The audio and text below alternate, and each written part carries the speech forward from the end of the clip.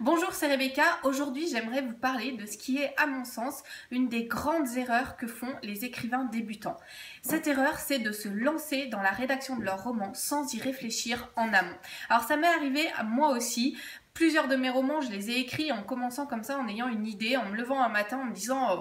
voilà, ça y est, j'ai une super idée et à partir de ça, je vais faire un roman complet. Et je me suis lancée dans la rédaction et comme j'avais un petit peu de pratique parce que j'avais déjà écrit plusieurs romans avant en y réfléchissant, en les structurant un petit peu, eh bien je suis arrivée à écrire un roman complet et en fait après je me suis retrouvée avec entre les mains un brouillon qui était pas assez percutant, qui était assez plat, qui avait voilà, il y a beaucoup de choses à retravailler ensuite et d'ailleurs le roman que je suis en train de corriger en ce moment en Terres interdites, le premier tome de ma série L'enfant de la prophétie, c'est un petit peu ce qui s'est passé avec ce roman-là. Je suis un petit peu partie sans savoir où j'allais et j'ai couché les mots sur papier les uns après les autres et aujourd'hui je me rends compte qu'il y a pas mal de choses à revoir et je suis en train de revoir ça, de vraiment retravailler ce texte pour en faire un roman qui soit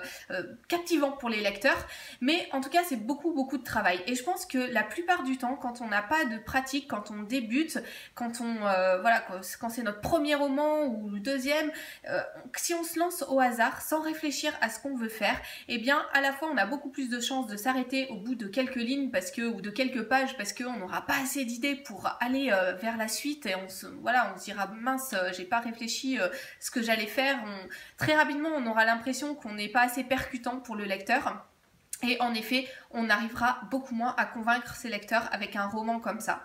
Donc, une chose vraiment à faire, c'est de réfléchir en amont à la structure de son roman. Et il y a beaucoup de personnes, quand je parle de structure, qui me disent attends là, si tu me parles de structure, si on a besoin de savoir qu'on a le point A, puis ensuite le point B et C jusqu'à la fin, et comment est-ce qu'on va terminer, il n'y a plus de surprise, il n'y a plus de place pour la création, la créativité spontanée au milieu de tout ça. Et en fait, c'est totalement faux de penser que si on réfléchit à une structure pour son roman, eh bien, il n'y a plus de place pour autre chose, il n'y a plus de place pour même être surpris par ce qu'on va faire. Je l'ai vécu de nombreuses fois. En fait, la structure, elle est là pour guider, pour savoir où on veut aller, mais elle ne gomme en aucun cas la créativité spontanée et elle ne l'enlève en aucun cas. Moi, je me suis souvent laissée surprendre parce que j'imaginais au fur et à mesure de la rédaction de mes romans, alors même que j'avais travaillé un plan en amont. Alors, bien entendu, ce plan, on peut le faire plus ou moins détaillé et ça, il faut l'adapter à votre personnalité. Mais vraiment, une des clés, si vous voulez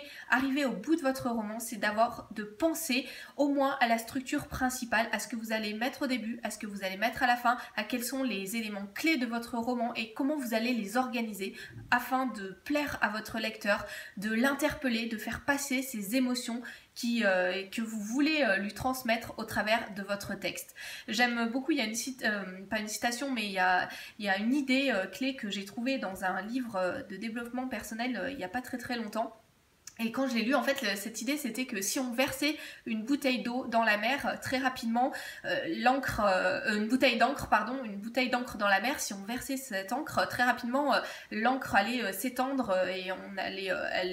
voilà, on n'allait pas avoir, il n'y a pas de couleur, ça va pas colorer la mer parce que la mer c'est trop vaste. Et alors que si on verse une bouteille d'encre dans une bouteille d'1 litre d'eau, eh bien l'eau va être très colorée. Et c'est exactement ça qu'il faut faire avec la structure de votre roman, avoir un cadre dans lequel exercer votre créativité pour décupler votre créativité et non pas pour la freiner. C'est vraiment le rôle de la structure et je vous invite vraiment, si vous vous lancez aujourd'hui dans la rédaction d'un roman et même si vous avez commencé à rédiger votre roman sans y réfléchir en amont, à vous poser quelques minutes pour voir quelle est cette structure qui va vous permettre d'avancer jusqu'au bout de votre projet et aussi de décupler vos possibilités et d'interpeller votre lecteur. Alors à ce propos, on va en parler de cette structure de roman, on va en parler dans la formation qui sort cette semaine, jeudi. Il y a énormément de personnes qui m'ont dit qu'ils avaient des soucis à passer de l'idée à la mise en mots, que ce soit pour un roman complet ou que ce soit pour des scènes particulières, parce qu'il y a des blocages, parce qu'on n'arrive pas à écrire aussi bien que ce qu'on imagine.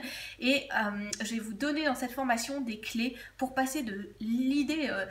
que vous faites quand vous vous visualisez votre roman dans votre tête à la mise en mots concrète sur papier. Comment est-ce que vous pouvez faire pour que les choses se passent bien, pour que ça se fasse sans stress, pour que vous ayez entre les mains un texte abouti à la fin. Alors on va parler dans un premier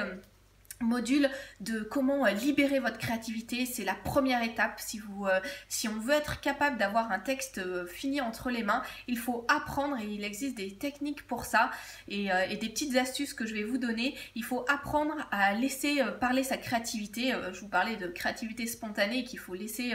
aussi se mettre en œuvre dans vos romans, et on va parler de ça, comment libérer votre imaginaire dans le premier module. Dans le deuxième module, on va parler de la structure comme je vous ai dit, comme un cadre qui soit là simplement pour soutenir vos idées, pour les organiser et pour en faire quelque chose qui ait du sens pour votre lecteur. Et dans un troisième module, on va voir comment corriger votre texte. Je vais vous donner 4 techniques pour sublimer ce texte, pour que vous puissiez transformer mettre de la couleur en fait dans un texte peut-être qui est au départ en noir et blanc. Avoir un brouillon au départ, c'est normal. Il faut avoir quelques techniques ensuite simples pour le corriger et pour arriver à le transformer, pour que les mots qui sont sur papier soient au plus proche possible des images que vous avez dans la tête, de ce que vous voulez dire à votre lecteur. Voilà, 3 modules dans la prochaine formation pour passer de l'idée qu'on a dans la tête à la mise en mots sur papier, de le faire de la façon la plus sereine possible. Vous pouvelle cliquer sur le lien qui se trouve dans la description pour vous inscrire dès aujourd'hui à cette formation. Si vous vous inscrivez aujourd'hui, elle n'est pas disponible encore, elle sera disponible jeudi dans votre espace client, mais vous pouvez l'avoir à prix vraiment préférentiel aujourd'hui, puisque s'il s'agit d'une prévente. Cliquez sur le lien qui se trouve dans la description. Attention, ce prix augmente tous les jours, donc allez-y le plus vite possible, et puis regardez à quel prix elle se trouve au moment où vous regardez cette vidéo. Et moi je vous dis à demain pour une prochaine vidéo.